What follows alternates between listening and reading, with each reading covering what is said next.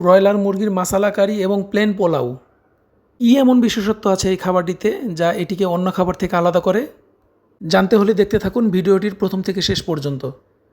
Hello viewers, আসসালামু আলাইকুম। কেমন আছেন? আশা করি সকলে ভালো আছেন। আমিও আপনাদের দোয়ায় ভালো আছি। আজকে আপনাদের জন্য নিয়ে এসেছি একটি সাধারণ রেসিপি, ব্রয়লার মুরগির মাসালা কারি এবং প্লেন পোলাও। এটি তো একটি সাধারণ খাবার, এটি তো একটি কমন খাবার। কেন আজকে আপনাদের সাথে এটি শেয়ার করলাম? মনে প্রশ্ন আসতেই পারে, তাই দিয়ে দিচ্ছি আপনাদের প্রশ্নের সহজ উত্তর। মাসালা কারিটি সাধারণ মশলা দিয়ে রান্না, ব্রয়লার মুরগি 1 কেজি এবং সাধারণ মশলা, আলু এগুলো দিয়ে রান্না করা সচরাচর আমরা ঘরে যেভাবে রান্না করে থাকি। কিন্তু বিশেষত্ব হচ্ছে এর চাল। বাজার থেকে কেনা সাধারণ নাজিরশাল চাল দিয়ে রান্না করা এই পোলাও। হঠাৎ পোলাও খেতে মন চাইলো, কিন্তু ঘরের মধ্যে কোনো পোলাওর চাল নেই। কি করব?